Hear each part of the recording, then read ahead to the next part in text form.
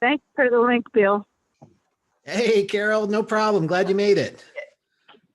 All right. Hi, everyone. Welcome to Tuesday Notary Titans on Tuesday, February 16th, 2021. My name is Bill Soroka. I'm the founder of notarycoach.com and author of Sign and Thrive, How to Make Six Figures as a Mobile Notary and Loan Signing Agent. I'm one of your hosts, along with the incredible Laura Biewer from CoachMeLaura.com. Laura, how's it going today?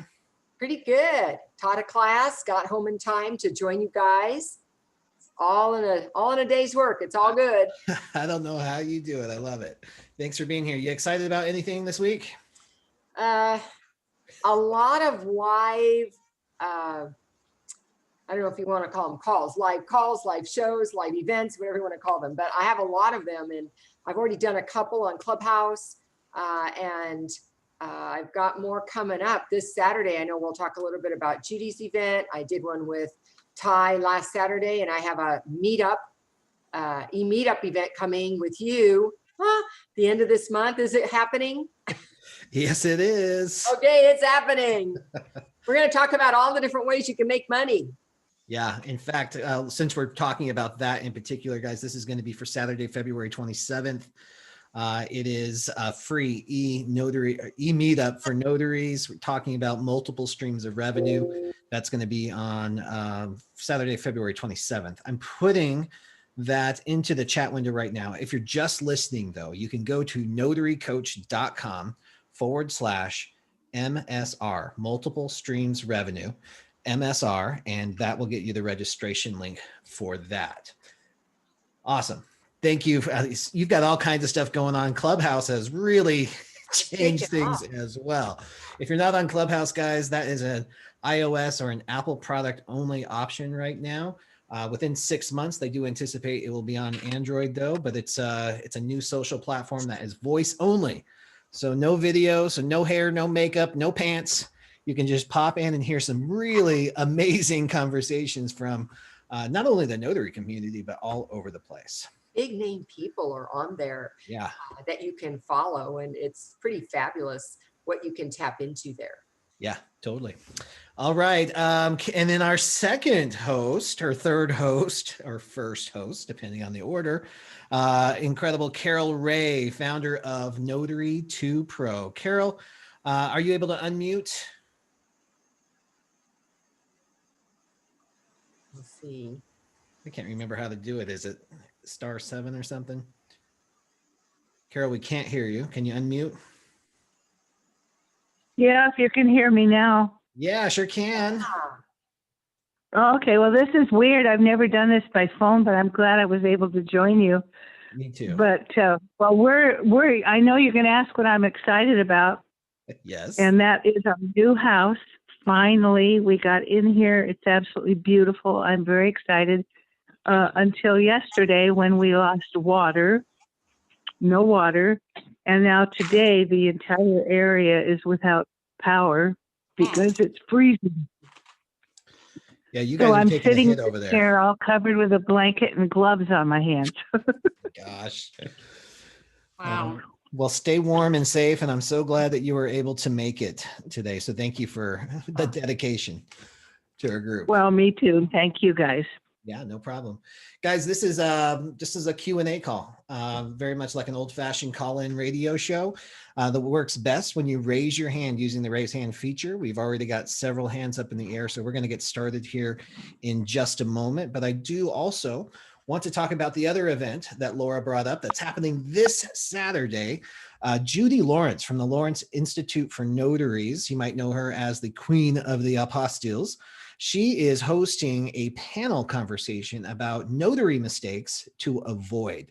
Myself, Laura, Ty, Jamie, we are all panelists in that conversation, including Judy herself. So I think that's going to be a dynamic conversation about some of the pitfalls that we run into as a mobile notary and loan signing agent. I've got the registration link there. In the chat window, please feel free to register at that link. Also share that with your friends. It's a little longer and it's not one of my links. So I'm not going to read it, but I'm going to share that. I'll send it out in the replay, and it's all over social media as well. So hopefully you can join us for that. All right, let's jump in and answer some questions. When we call on you, please unmute yourself. Tell us what state you're in and ask your question. Apollonia, love seeing you on here. How's it going today? Hi, Bill. How are you? It's Fantastic. great to see you as well. Thank you so much for taking my question. Hi, Laura. Hi, Carol. And Carol, I was thinking about you right as I logged in and was concerned. I know the folks down in Texas are without electricity, so I'm sending you positive energy, warmth, and that hope that you're safe. Awesome. Thank you. My Thank question you. is, Yeah. you are so welcome. My question is for Laura. Laura, I have a question regarding the venue on the notarial certificate. Does it have to be at the top of the notarial certificate, or could it be below the notarial certificate? You're talking about the box, the notice box? The No, the venue, venue. so state of and county of. Oh, just the venue. line. The Mhm. venue. The venue is the leading part of the certificate. I would tell you that I have not seen in the statutes for any states, even my own, that says, here's where it's got to be. Although in mine, in California, there's mandated language that's in the statute and it's shown that way. So that means that's where it's got to go. In other states, if they don't have mandated language, that state could have their venue up at the top of the document or further on in the statements of action. It could be anywhere if their state hasn't said this is where the placement is. Gotcha. I was asking because I received some title docs, and this was my first time doing a closing for this particular title company. And on the notarial certificate portion, they put the venue right below the notarial particulars, and which was the first time I had seen that. I usually see it right above the notarial certificate, but it was right below, and I didn't think anything of it. I was just like, okay, well, it's there. It's right. It was right close to the actual notarial certificate particulars, and I was like, okay, well, I guess this will be okay. I just wasn't. That was the first time I hadn't seen it right above the notarial certificate portion. I would say that is unusual. If it's not leading the certificate, it's up at the top of the document. I see that frequently. And of course, under my signature, they might ask for my county, but that's not the venue. They're asking where I'm filed in that case. But I know that if that was California, the answer would be don't use it, because we do have mandated language and it does show you where it goes. Perfect. Thank you so much. I appreciate your time. You all have an amazing rest of your week and stay warm. I got my jacket on. It's kind of cold out here. It's crispy. Awesome. Okay. Bill, you're muted. Fell for my own stuff. Your turn. I'm just over here rambling on. Thanks, Apollonia. That was great. Just a quick reminder, guys, if you would like email reminders every Tuesday about when TNT is going to start, you can register for that. Again, at the link, it's just notarycoach.com/TNT. I'm posting that in the link as well. I also send out the email replays as well if you want that. We've been getting lots of questions for that lately. That's why I bring it up. All right, Kimberly Nunnally, how are you today? It's always great to see you. Hi, thank you. Good to see you all too. My question is, I am in the state of Georgia and I do a lot of seller packages for other states. And in the state of Florida, they say that I can be the notary and a witness. I have a question. Is that true? It's true in Florida. Laura, you want to take that? Yeah, so it is true in Florida, and they are a witness state that requires for consumer-facing documents, meaning the signer right there. But I will tell you that you can't depend on Florida's rules for your state. So for instance, if your state, like Georgia, I believe is a state that says the notary cannot be the other witness. So every state has an opportunity to say how they feel about that. Some are very clear and they tell you straight out, if the answer is yes or no. Other states like my own do not address it at all. And then we default to best practice. Best practice is don't be the second, don't be the second witness because you want more eyeballs on that document than just yourself. So I would not ever recommend somebody to be one of the witnesses. But for instance, in California, where the statute doesn't address it, you're not breaking a law if you did it. It's just not a good idea. So your state, you have to see if your state says it's okay. Yeah, the state of Georgia says you cannot be a witness and a notary on the same document. That's right. Georgia is a big no. So even though Florida says yes, your state rules override that because you have to comply with your own state's rules. Very good. Okay. Thank you all so much. You're welcome. Great question. Thanks for being here. Linda Adams in Tennessee. Hello again. Hi again. No real question, just an announcement in case, and I hope I am preaching to the choir on this. Sorry for the phrase, first one comes to mind. As most of you know, the entire country, if not at the very least, the southern part of the country is in a cold snap, big cold snap.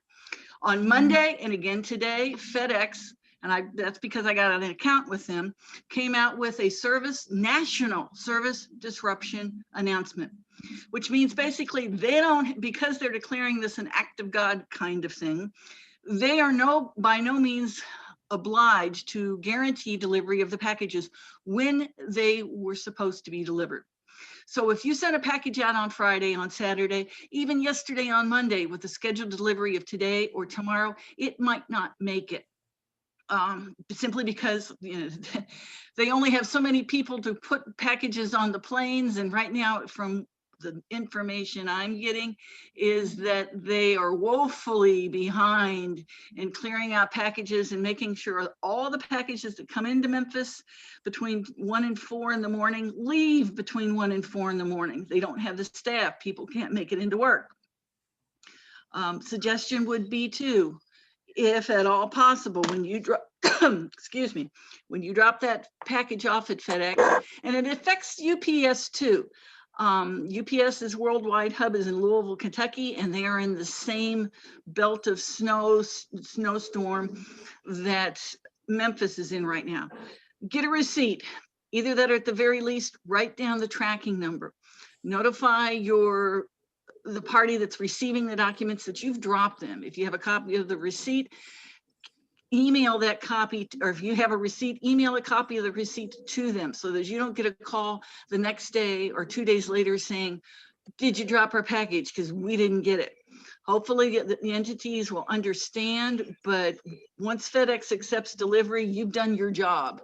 And if you have a receipt to prove it, that is a big help into saying, oh yes, I dropped it off. Here it is. FedEx has it somewhere. Perfect. And again, I don't know how long this, and I won't say that, but the information I have is that this service disruption may go on for today, maybe even in tomorrow and Thursday. It's a really big deal.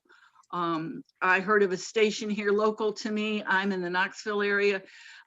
One of the stations local to me, it wasn't even open yesterday. They couldn't get freight in. Yeah. The employees couldn't make it into the station because they're up on what's called the plateau here in Tennessee, and the roads were horrendous. So the decision was made, we're not even going to open, because even if we do open, we don't have any packages for you guys to sort or to deliver. And we're not going to ask you to go up into these mountain roads where, because they're snow covered or maybe icy, you may not be able to control your vehicle from slipping off the road, going down the gorge into the holler or off the mountaintop where it's at.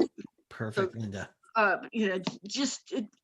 Like I said, most everybody should be aware of it, but it's not just the Southeast or this part of the country here in Tennessee, because if the packages come into Memphis, they may not make it on that plane going back out to Washington, D.C. or out to California where there is no snow. The cold isn't as bad as it is here because they just can't do it. Yeah, awesome. Linda, thank you so much again for sharing that. That's a great update. And I love how you started this out. You're preaching to the choir here. I'm hoping that everybody on this call always does whatever they can to get a tangible receipt whenever you turn these in. We try to avoid drop boxes at all costs. If you can, drop it off with a human being and get those receipts. Awesome. Thank you again so much for that, Linda. Denise And Hibbert. Bill, Yep. Hi. Hey, Bill, Carol. this is Carol. I'm sorry. I was just going to say I train all of the notaries that are, come to me. Never take it to a Dropbox unless you absolutely have to. And if you do have to, you need to take a picture of the times that they send it out with you holding that package and showing that you're actually putting it in there. Otherwise, you take great risk of getting into trouble if the document doesn't get there. Yeah, absolutely. And then, in fact, I've seen some people who, when they absolutely have to use a Dropbox, they'll actually do a video of them dropping it in and making sure that it's down in there, just so they have a record of that. Awesome. Denise Hibbert, thanks for being here. I see you already unmuted. You want to tell us what state you're in and how we can help? Hi, Bill. Yep, sure thing. Thank you so much. Denise Hibbert, I'm in New York. I'm on Long Island. And actually having a pretty mild day here today, thankfully. All right. Sorry about your cold weather in the South, though.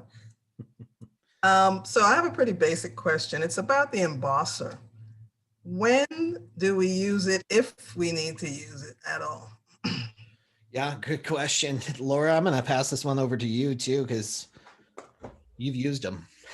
Yeah, so there are some states that say you can have an ink seal or an embosser. So that would be when somebody might use an embosser. For most of the states that say an ink stamp, some don't allow for the embosser. They just want the ink stamp. And then some states say that the ink is the only thing you can use and for your official seal, but the embosser may be used as long as it's made photographically reproducible. So what do I do with it if it's not photographically reproducible?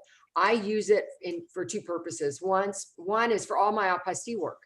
I use that additional impression with no ink, so it's not my official seal, on all of the pages, because I seem to get the impression from the signers that is appreciated, and it helps them tie all the documents together. The other time I've used it is for military, when there's been a written instruction. If you have an embosser, please use that as well. And the third way that you could use it is if you're handling a document that you feel there's any risk to it, you could always add it as well, but it cannot be your official seal unless you're in a state that says it is an official seal without being photographically reproducible. What do you mean by risk? You said a document has any risk? It might be power of attorney, and page 2 says who's the attorney in fact, and they could just pull out page 2 and give you a new page 2. Who needs whiteout? Just printed an extra set and swap that out, and now they've changed who the appointed person is. Thank you very much. Mm-hmm. All right, great question. Alicia Jones from Pennsylvania. Hello there. How can we help? Don't forget to unmute. Hello, guys. Quick question. I have my first will that I'm doing, and my first question is, I know in Pennsylvania that we don't have to notarize a will. So if I give them those instructions, not notarize, that's not giving legal advice or anything. And my second question is there anything unexpected that I should look for, anything to do with that? It's my first one. There's always something unexpected, right, Laura? Yeah, and the reason is that there are different variations of this document we call a last will and testament. Some, it's just a last will and it's witnessed, and there's no place for a notary because it's not necessary. The two witnesses is fine. Then there's other versions that there is a testamentary affidavit on the last page or an additional page that has the witnesses and the signer all sign a statement that says they were together, they know it's the last will, the person's over 18, they're of sound mind, and those signatures are all notarized. And so a lot of times when people call me about a will, they don't know which kind they got, and I have to ask them. So I always ask questions about their document. Do you see notary wording? Do you see a place that says notary seal? Look at where it says, it's not going to say will maker, it's going to say testator. That's the legalese term for the will maker or principal signer. After that, is there something more going on?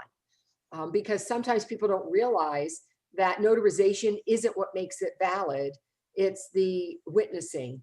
And where would you find that information? It's right in probate code for most states. It could be in a different code for some of you.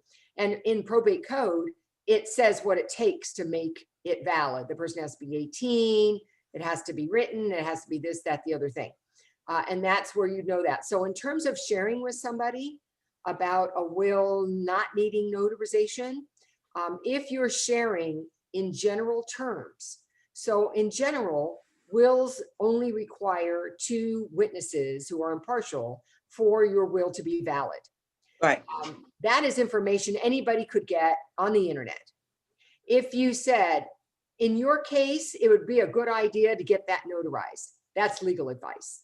All right. So when you're speaking in general terms and you're talking about information that's easily available to anybody, I'm not giving legal advice. I'm just sharing what's out there already.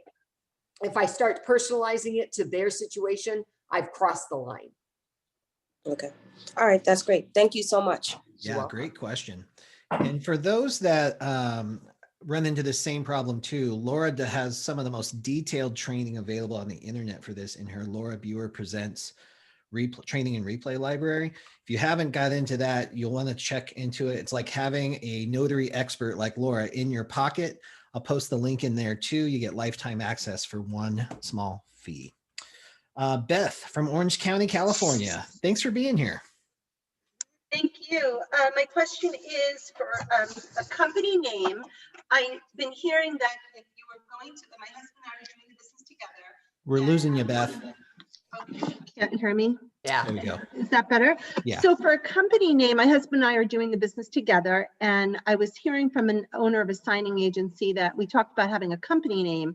And he said, you know, it's probably best if you just put your name, comma, notary public, you know, notary signing agent, because sometimes the signing agents might frown upon if they see you applying on their applications to see like P&B notary signing agent LLC, thinking that you might be a threat to them, that it's probably better instead of having the company name where they think you might be your own signing agency, just say common notary, notary signing agent. Also, because you're applying on each one of their sites, so they see your credentials. So you don't necessarily have to have the company name, because they'll see, oh gosh, you are notary to pro graduate, you take Bill's sessions, you pay, you know, you join Laura and you take Notary Stars continuing education. So what is your opinion about creating a company name versus just having your business card, comma, notary signing agent, and being thorough in the application process to show your credentials? Great question, Beth. So for me, I think it depends on what the vision for your business is, what you're trying to create. Only to do the notary, not to be, we don't have any intention on wanting to have an agency, have employees. It's just husband and wife, just like Carol and her husband going out there when they did. Thank you. Thank you so much for clarifying. And then I'll say this also for everybody else who might be in a different situation. Your vision is going to make a difference. So if your intention is to work as an independent contractor for existing signing companies, then especially in the very beginning, I probably wouldn't go through the setting up of a LLC or a corporation unless I got legal or tax advice that suggested that there would be a reason to do it. Even still, when you're signing up with these companies, you can sign up with your individual name because they want to know who they're hiring to send out to these appointments because you're working under their umbrella. And then if you have an EIN that's associated with a different entity, an LLC or a corporation behind the scenes, then that would be different, separate, and it's away from the upfront part. So the goal, okay, thank you for clarifying. Today we'll get the EIN. We were going to do an LLC. Our state attorney said, protect your assets, but only to protect our assets. But I'm also hearing from all of you that perhaps, you know, the E&O insurance will do that and you don't need the LLC because we have no intention on having other employees. It's just husband and wife working together. But we also have assets that we want to protect, like our home, you know, the price of California homes. Yeah, so I would definitely listen to legal advice on that one. Sure, insurance is great, but insurance, even $100,000 E&O insurance leaves room for risk. So if I had an attorney who said, hey, I think we need to put you in an LLC and this is how we're going to protect your assets, I would probably listen to him. Not everybody's in that situation. Right. My advice from my tax guy, because when I first got started, I had no assets. I had been coming through a lifetime of failed businesses, so I had nothing. So he's like, don't even bother. You don't need an LLC. And then I started making significant revenue. And he's like, all right, let's put you in an LLC. We can protect your assets and we can do some tax efficiency things. So that's when I converted, when I hit a certain revenue threshold. Laura, Okay. Carol, do you have any other suggestions on this? Carol, where are you, Carol? Okay, so I do think it's a personal decision based on what your own business model is and what your assets are like, all of that. And I don't think there can just be a general one fits all. I will say that in California, it is not, it is expensive to do. And at this point, I've made a decision with my CPA that we didn't need it. And so I haven't done that. Okay, so your E&O will protect you if you make mistakes. They're not going to take your house away. I think my best protection is that I'm good at what I do. I think Good my answer. passive protection is, oops, my bad, I made a mistake. I have some E&O. But I think what Bill said is certainly right. How far does $100,000 go in California? Right. Not very far. But yes, I am relying on my my skills. And then I have the E&Os like just in case. Okay, thank you very much. Have And a I great just day. unmuted. Oh, there I you couldn't go. figure out how to unmute myself. Yeah, we got you. Carol. Can you hear me? Yeah, sure can. Yeah, I was just going to add to what Laura said. First of all, just really be a good signing agent. And then all of these years, sorry, I got another phone ringing. In all of these years and all of the thousands and thousands of graduates I've had, I've never had one being sued. Right. So I always tell people that they need to talk to somebody, not to me, but to an honest to goodness tax advisor or tax attorney to determine whether whatever their liquid assets or whatever they have qualifies them to create an LLC. Otherwise, don't bother with it. Yeah. Awesome. Thank you. Great Thank you perspective. very much. Appreciate it. Yeah, my pleasure, Beth. Thanks for being here. So Belle, just really put your name, notary signing agent, and don't worry about the company for now, right? It was pretty much also from the beginning question.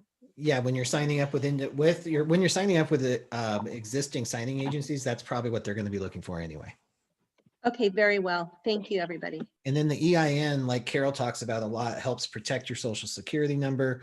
Plus, you can manage some things and separate income behind the scenes. Perfect. We're doing that today. Wonderful. All right, great. All right, Quintus. Oh, is it Quintus? Yes, Quintus. Thanks for being here. You want to unmute? Tell us what state you're in and how we can help. Hi, Bill. Thank you for taking my question. I'm from New York, and I'm sorry. Yeah, go ahead. Yes, I'm from New York, and I guess being in New York, living in New York, you get a lot of notifications with regards to properties outside of New York. And I guess the general question, this may be a basic Notary 101 type question, but when it comes to having documents coming from outside of New York, it's a general practice, or it depends on the wording, to cross out the state or county and replace it with New York, or do you replace the entire document with an acknowledgement with the New York wording on it? Is that, how do you address that? Hopefully I'm not offending, being offensive with the questioning. No, not at all. But I'm gonna just to clarify. So you're asking. So let's say you're in New York, but the property being refinanced or whatever happens to be in New Jersey or Pennsylvania. And the question is, when the paperwork shows a venue on the notarial certificate of another state, how do you correct that? Am I understanding? Yeah. Yes. Perfect. Yeah, this happens all the time, no matter what state you're in, actually, because it depends on where the signers are versus where the property might be. So it's real easy to correct that. It is our responsibility to correct the venue on those notarial certificates. So you can strike through it, correct it, and then initial each change. That's a real easy fix. You also have the option of replacing a certificate. Laura, I think you have an opinion about that too, though. Do you recommend replacing the certificate for something like that, or would you rather just see a change? Well, depends on the state. So if your state requires certain elements called certificate sufficiency, so if that certificate you're looking at, even though it has a bad venue on it, meets your state requirements for the minimum number of elements that should be on it, I would prefer change it, fix it. It's faster. It's right on the document, one less paper, one less tree to kill. If it does not meet your state's requirements for the, having the minimum number of elements that should be in there, or certain parts of the action statements to be in there, then you would need to replace it. It wouldn't be enough to just fix the venue. So that means you need to know your state law. I believe in New York, you can use other states' certificates as long as you've got a venue, your actions that you're taking, your certifications, a stamp, and a signature. If you've got those 4 elements on it, you could just fix the venue and be done with it. Quintus, how was that? Yeah, thank you. Thank you very much for answering. Thank you. Yeah, my again. pleasure. Thanks for being here. Yeah. And the venue is always where your feet are planted during the signing, or where your seat is seated where you're doing the signing. Yeah. Thank you, Carol. Thank you. All right, Randy Venters. Thank you for being here. You want to unmute? Tell us what state you're in and how we can help. Randy Venters. Oh, there we go. I am in Washington State. My question is, so most of my business comes from a couple of signing services. And with those signing services, they use primarily a couple of the same title offices. And I've had a rash lately of those title companies setting appointments for signers, and those signers not aware that appointments have been set for them. So my first question would be, how do you handle when you call somebody and they have no idea what you're talking about, that appointment has been made for them to sign documents? And then 2 would be when signers say, oh, I'm busy, can we do it tomorrow? Great questions, Randy. Carol Ray, if you don't mind, I'd love to hear your perspective on this first. Can you unmute? Yeah. So you're saying that you've reached out to the borrowers and they have no idea that you're even coming?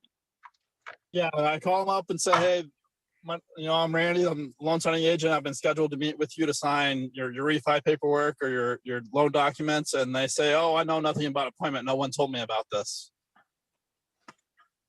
Well, if they're willing to see you anyway and they're anxious to close, then you can go ahead and, go with that appointment.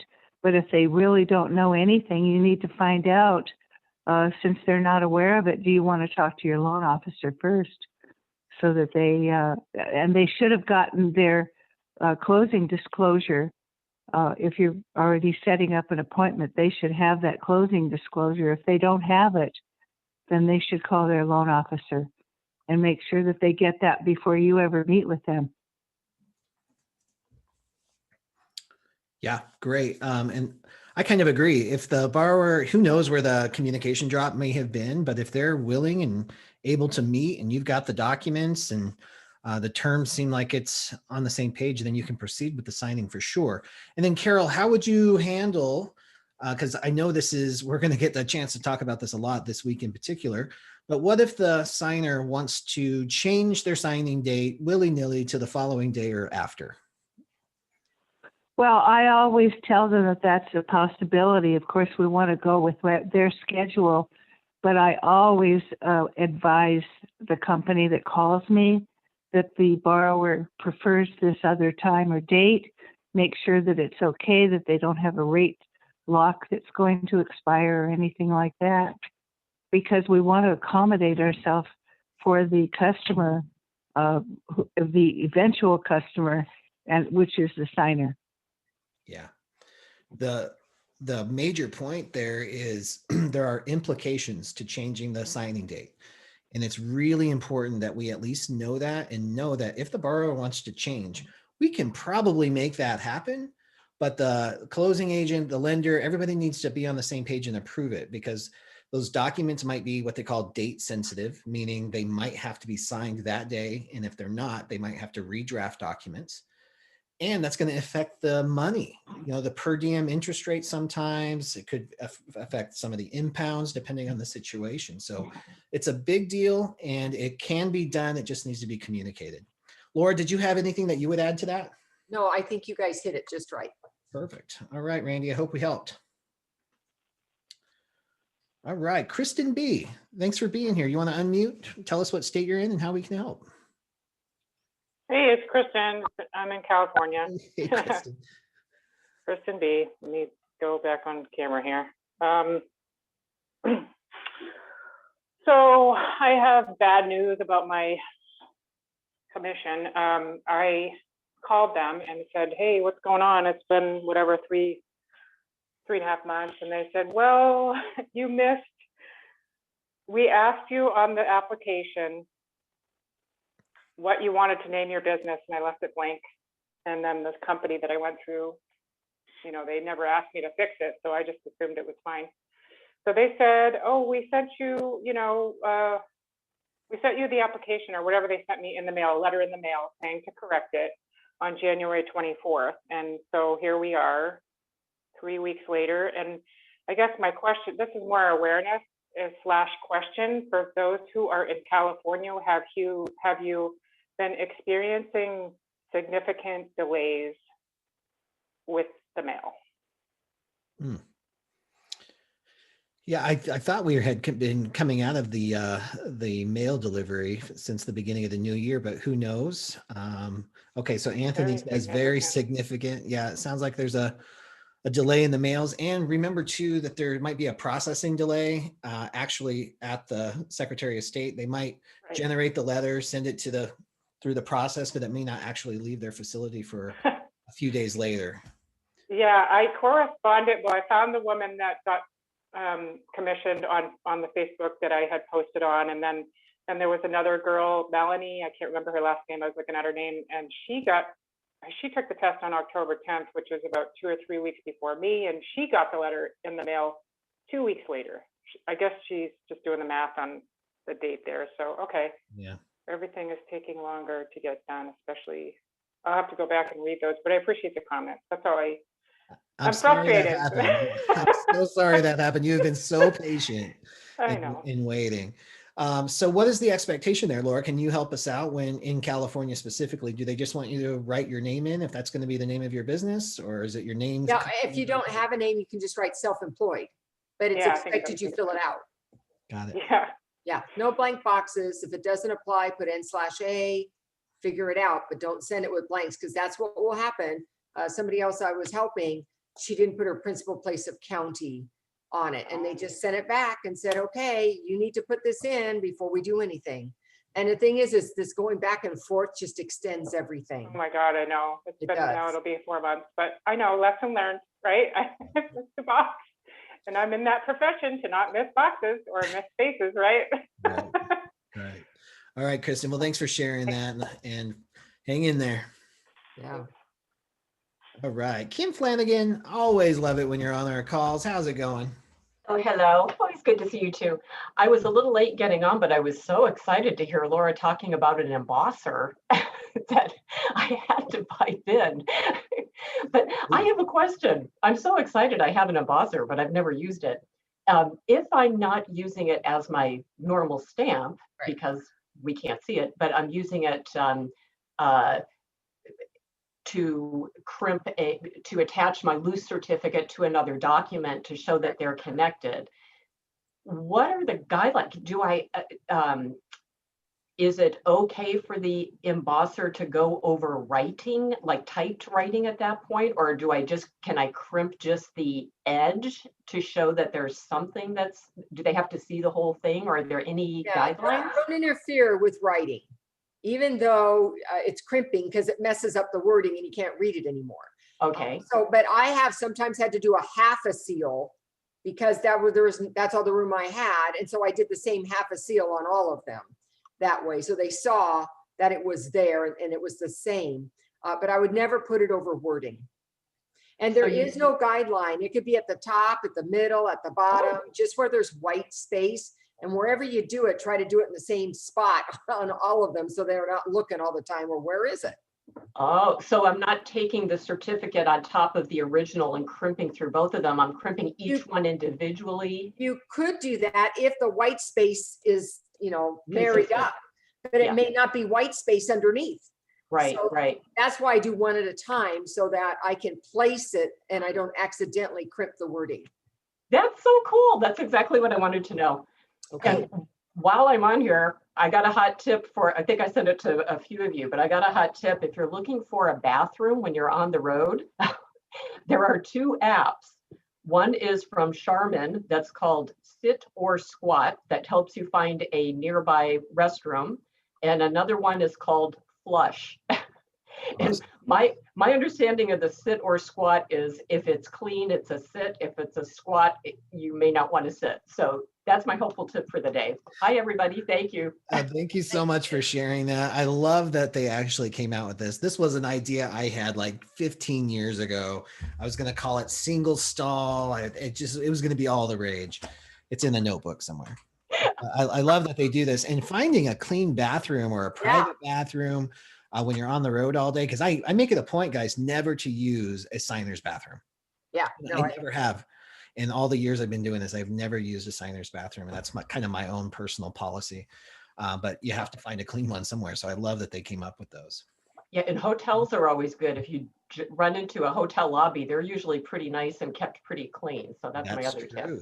Good point. Yeah. Great tips. Thanks, Kim. All right, LMR LLC. Tell us what your name is, what state you're in, and how we can help. Don't forget to unmute though. LMR LLC going once, twice, and we'll try coming back to you. Harv Gilchrist, thank you so much for your patience. You want to unmute? Tell us what state you're in and how we can help. Hey, I'm in Sacramento, California, and a newbie. And my question is around registering with signing services. I've come across 2 or 3 that ask for resumes. And so the question is, do we want to do like a full-on resume, like my entire work history, or is it something, do you guys have any pointers or tips on, is it something that specifically that they're looking for? Do we want to keep it to, notary public stuff, or any info, any tips would be appreciated. Yeah, absolutely. In fact, Carol, would you like to chime in on the resume requirement and what a new mobile notary and loan signing agent might want to include in that? Yeah, they want to make it. They want to point it to the specific. Gosh, I can't think of what to say. Not just all of the things that you have done. They want to know that you have been trained and know what you're doing as a notary signing agent. Don't put down everything that you've ever done, but if you have done things where you've worked with customers directly, where you've had some kind of interaction with people, completing documents, or you don't want to necessarily put down that you're a realtor or that you've worked in a mortgage. I did have one person who had an absolutely fabulous resume. He sent it to one of the companies that we work with, and the owner called me. He said, "I'll never use this guy." I said, "Why? He's got a great resume. He's done all of these things." And he says, "That's exactly why. All he wants to know is that he's a good signing agent." So keep it short. They're not going to want to go through an awful lot. Ronnie at Notary Stars has created a great resume for people, for those of you who know who that is. And we're going to be posting it on our website. And it's really great. It shows just exactly what the signing agencies are looking for, but not too much. They don't want to wade through long resumes. But if you have the people skills and you want to put that down, things like that are great. And I'm sure Bill can add to that. Yeah, definitely. In fact, I was going to go to Laura first because Laura, you talk about this too, is bringing your past experience forward, but using it to in what applies in your everyday work. What do you have to say? I think that's really the key, Bill, is that it's not so much what you choose, but does it apply? If it supports what you're looking to do now, and you can make you can connect the dots for them on how that's going to help you do the work that they need done, then I would include it. And if it doesn't, then I would not. So thanks for all that. That's really helpful. So I am actually a realtor as well. So and I sit in on, I try to sit in on all of my closings with my clients, which is why I got interested in this in the first place. But is it taboo to divulge that? So to speak to what Carol suggested, so here's the problem with being a real estate agent or a loan officer. It's of value to some people and it is not of value to others. And there are some big companies like First American Title and Fidelity Title where they consider it a conflict of interest because some of the notaries / real estate agents before us did not exercise boundaries or integrity, and they would poach clients at the closing table. So now they don't see a value in that. So you can dance around it. You might leave it off. You might say 20 years in the, what's the word? The peripheral real estate. Maybe you're a real estate investor. Maybe you can talk about that. So you can highlight that you can dance around a real estate conversation, but not necessarily that you're a licensed real estate agent. And I've seen it that way too. And I learned that. I'm sorry. I learned that the hard way. This is Carol. I'm sorry. I can't see you guys. But I learned that the hard way when I started as a signing agent because I had been an escrow officer and an escrow manager for so many years that I crossed some boundaries when I was brand new, trying to give a little bit more information than I should have as just a signing agent. So that's something you got to be very careful about it. Yeah. Thanks, guys. All about perception. Thanks, Harv. Appreciate it. Great question. I'm going to go back to LMR LLC real quick. Are you here? You want to unmute? Tell us your name and your state. LMR. Okay, I'm just going to lower your hand. Sorry, LMR. We'll catch you next week. Annie E. from Tennessee. Thanks for being here. How can we help? Don't forget to unmute. Okay, got There it. you go. Yeah. Hi to everyone. Bill, this question's for you. It's about supercharge your business. I haven't read the LinkedIn book yet, but I was checking my LinkedIn profile. I hadn't checked on it for like a year or so. And I have like 30 connections. Did you have an average that you suggested in the book? There's not really an average. And it's not really a numbers game either. On LinkedIn in particular, it is more about the quality of your relationships. Those should be real, genuine connections. So you should be particular. You shouldn't be just connecting all willy-nilly on there. Actively seek people out that you can bring value to and that you might get some value from as well and build a relationship with them. So no, there's not an average. You'll see some of the influencers, like Laura, me, Carol, we might have 500 plus connections, right? But we're in a different space. As a mobile notary and loan signing agent, you might only have 50 to 200 connections. And those are probably going to be escrow officers, real estate agents, loan officers, maybe hospital admin or attorneys that are in your area that you actively service or want to service. Okay, that makes sense. Yeah, a lot of it was like, ex-friends from work and previous employments and some relatives, but yeah, I'm gonna get the book and work on more meaningful connections and maybe attorneys in the area. So yeah, thank you. Awesome. Yeah, I highly recommend the book, in particular, the Seeking Your Ideal Customers, because when we know who that is, we know what kind of posts to make. If we know who our customer is, we know how to speak value. And then we can grow, and that actually attracts people to you too. So you might not have to actively connect. They might just want to be a part of what you got going on. Okay, sounds good. Thank All right. you. Thank you, Annie. Appreciate it. All right. Shelly Basin, thank you for being here. You want to unmute? Tell us what state you're in and how we can help. Shelly Basin. There you go. Yes, hi, good afternoon, everyone. And thanks to the three Titans for your weekly support.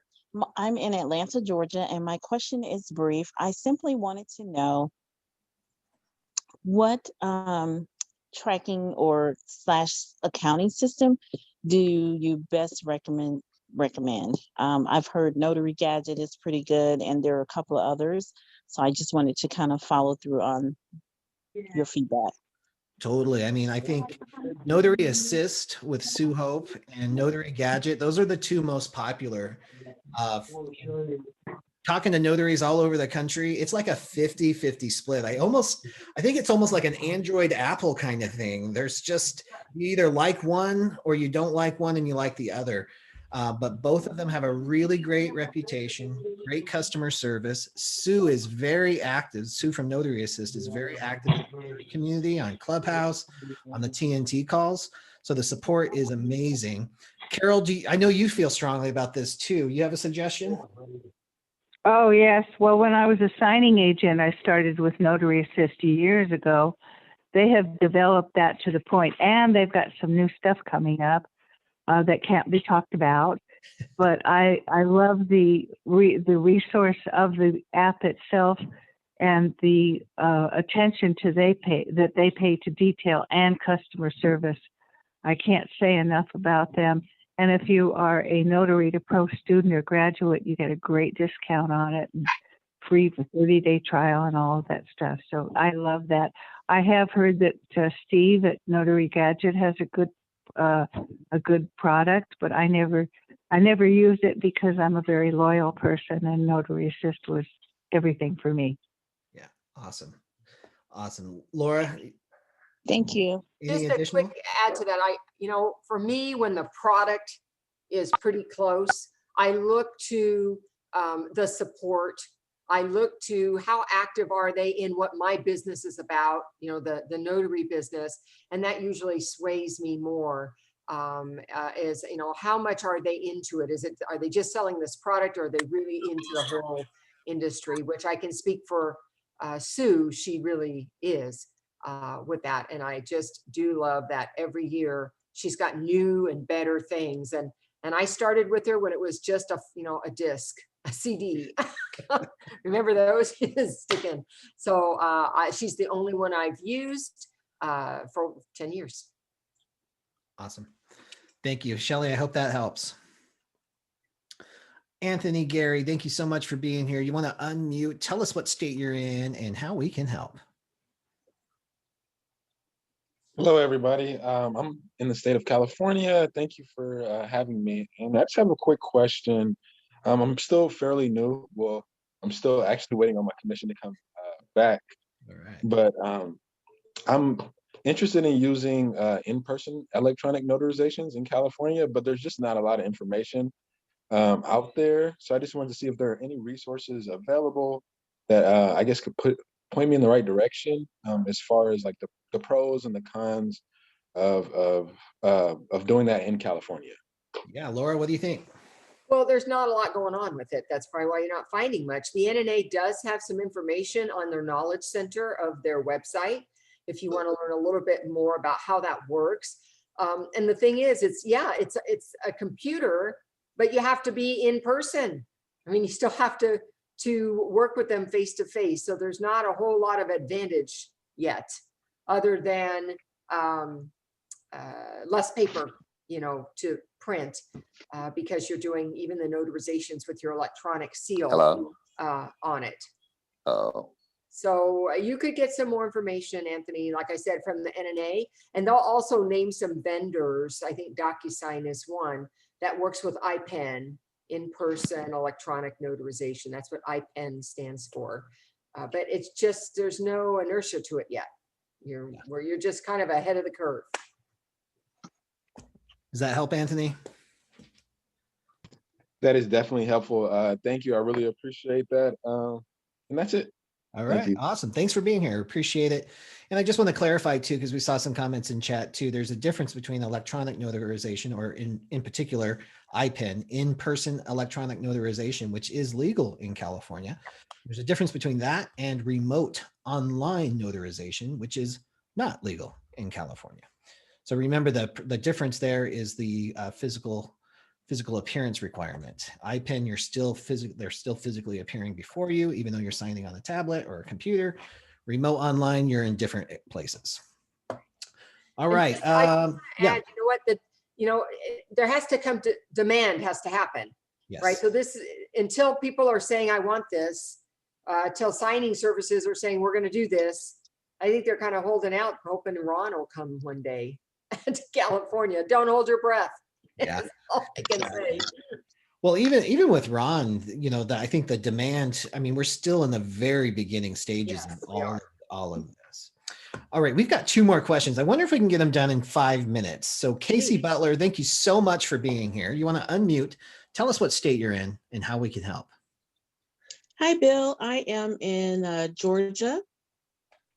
Awesome. You and I had a quick call with Samantha Smith about a week ago or so. Yes, I remember. So I have an interesting dilemma. Okay. So I received a call asking for my assistance on a cash purchase of property in Florida. The seller is a Georgia resident, and the real estate investor is who contacted me. They live in Illinois. The resident in Georgia is older and did not have an attorney. So my question is there a place that I can refer him to make sure everything is on the up and up? I'm not comfortable participating in this because there is no attorney involved. So what can I do to assist this? He's elderly. I want to make sure, he's taken care of. Or is that not even in my lane? It's probably a slippery slope here. Laura, what do you think? Well, technically, it's not in your lane. It doesn't mean that if you have concerns and would like him to utilize, outside source to make sure he's not being taken advantage of, certainly there's no harm in making a referral. And I don't know who you would send him to. I mean, the first thought I had was, well, don't title companies, take care of that? Aren't they the Switzerland? Don't they take care of this stuff? But they may just process documents. They may not do anything to make sure he's not being taken advantage of. So I'm not quite sure who you would refer him to. Yeah, because in Florida, you don't have to have an attorney. It's not like Georgia, so it's or Illinois. So yeah, exactly. So I mean, to me, this is just checking in. Like if it was a general notary work document, I'd say, are you aware of the type of document that you're signing? Does this meet your specifications? There's not really, unless I had a specific reason to suspect something was up, I'm not sure how far I would take it. Well, he was elderly. They sent a warranty deed, and that was it. They sent I guess a copy of the warranty deed that he initially purchased the property using. But I backed out of it because I wasn't comfortable. No attorney involved. I just wanted to get your guys' opinion on if. Oh, you muted out, but Yes. I think, yeah. Well, I think, Laura, trusting our gut is kind of it's something that we talk about all the time. So if you think something's up, it might be best to pull out if you can. Yeah. Great, Casey. Thank you so much. Thank you. Okay, we got 1 more minute. We've never gotten through all the questions before, so I'm going to do it. Stacy, you want to unmute? Tell us what state you're in and ask your question. No pressure. Last question. Stacy. Oh, come on. Where are you, Stacy? Oh my gosh. Okay, everybody, you're a witness. We got to the last caller. Stacy, we're calling this. We got to your question. I'm sorry we can't hear you. We'll catch you next time though, guys. Thank you so much. That's wrapping up. Laura, thank you so much for all the time that you commit to our notary community. And Carol, thank you so much for your devotion to our tribe, our group, and the entire notary community, even when you don't have electricity or heat. And guys, thank you all for being here and growing yourself and your business on the Tuesday. We'll see you next week. Bye-bye.